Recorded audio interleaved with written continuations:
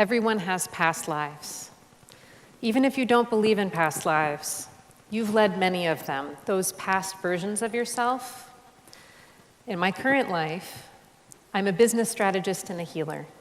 But in a past life, I was a classical professional musician. I started playing oboe at age 11, and by 23, I was subbing with the New York Philharmonic.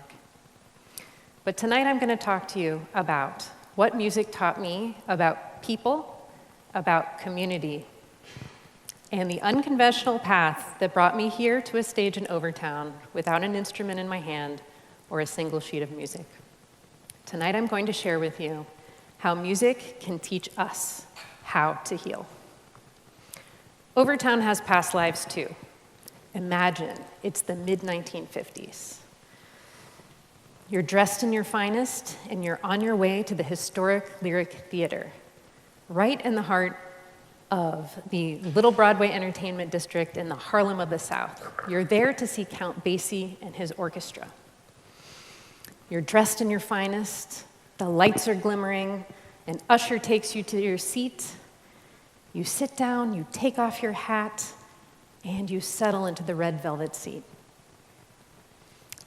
The lights go down, a hush comes over the audience, and the curtain goes up. Basie's piano is sparse. The rhythm is light and steady. The musicians, the horns, riff in return. Everyone's playing a different instrument, but it all works together. The musicians respond, call and respond, and suddenly they lock into a groove that starts to move your feet. The feeling of this concert is immersive. It washes over you. It's an extraordinary exchange of energy between the players and the performers and the audience, an inspiration that you feel throughout your entire body. Pure joy.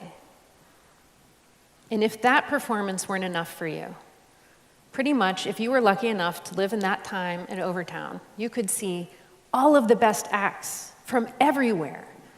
Duke Ellington, Josephine Baker, Cab Calloway, Marian Anderson, and the list goes on. Ohio is a long way from Overtown, but it's where I grew up, and it's where I first experienced the joy of music. These are embarrassing pictures just for you. I played in youth orchestra. I was a teenager full of big feelings, and music made me feel alive, activated, and heard. And I didn't just want to listen to it. I wanted to be there creating it, and creating it with others, expressing something important together. Making music with others was challenging, but it was also healing. There were lots of difficult moments, navigating lines of power, multiple perspectives, and pressure from others to perform. But I didn't need the perfect words. I could just show up and play my instrument and share what was in my heart. It was the only place I felt I truly belonged, offering something expressive with others. Now, I acknowledge classical music is problematic on many levels. It upholds a white male European worldview, and it's exclusive and elitist. Studying it like I did is a privilege. And many of those issues are why I eventually shifted careers, because I'm more interested in opening doors than closing them. Now, whether you're talking about a jazz band, an orchestra, or a church choir, the purpose and the process to your end result is the same. Any ensemble brings together individuals with unique talents, gifts, skills, ideas, opinions, personalities. Yes, personalities. Showing up at the same time, at the same place to make something together that they can't make on their own. Where everybody is needed, all those parts, all those voices are needed.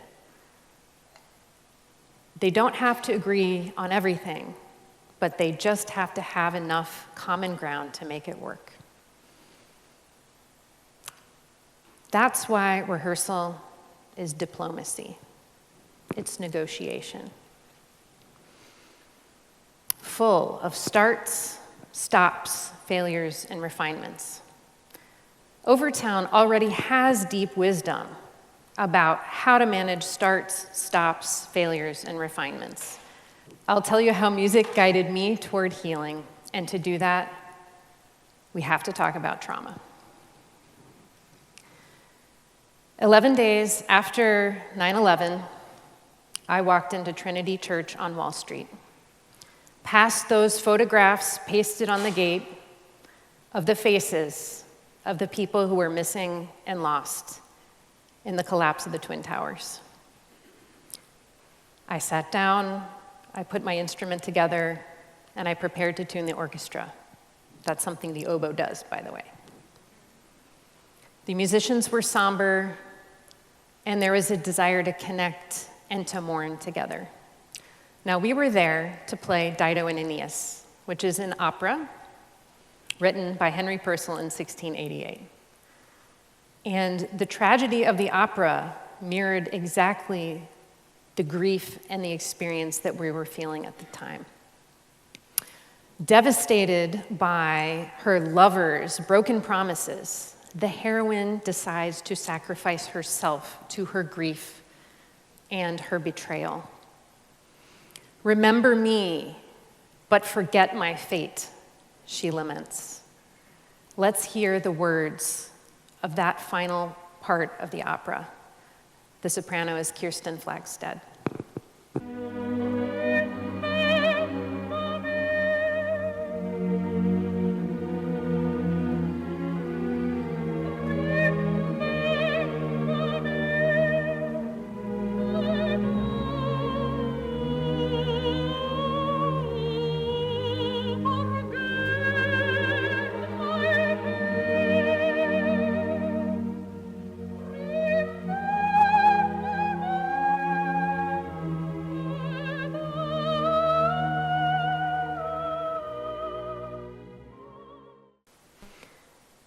I've never played with such grief, such heart, and such tenderness.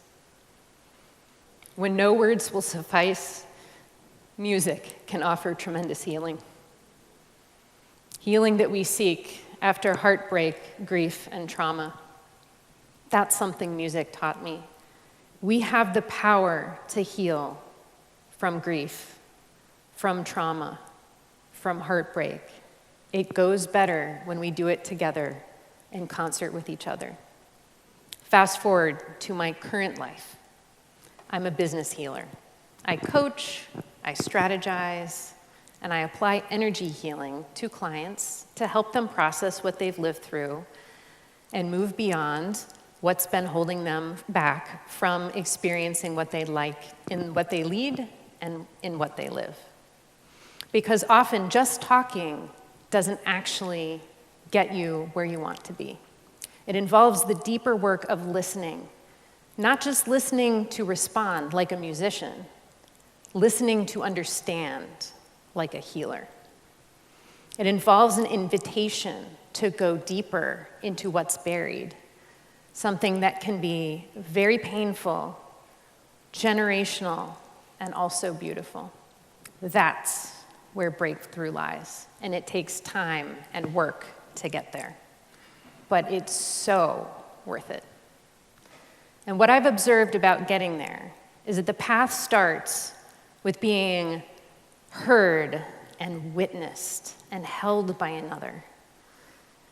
Being heard and witnessed, I already experienced in orchestra, but being held by others to process trauma and grief and share the human experience, that's what awakened for me that evening at Trinity Church. And holding others in healing is an evolving melody I'll never get tired of chasing, because unlike music, it is always being rewritten.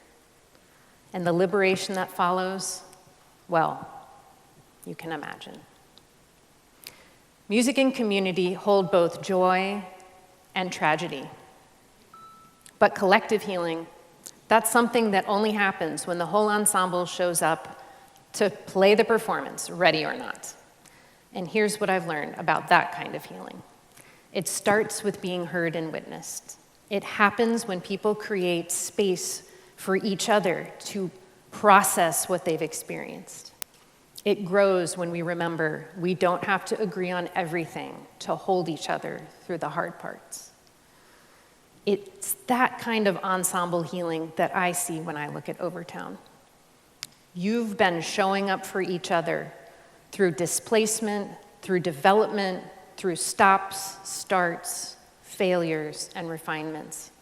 You already know how to listen, how to witness each other's stories, and how to create something beautiful even when the circumstances aren't perfect. Music taught me that the show must go on, and when people start to show up for each other's healing the way musicians show up for each other's music, that's where transformation happens. And that's the evolving song that Overtown is writing together. Thank you.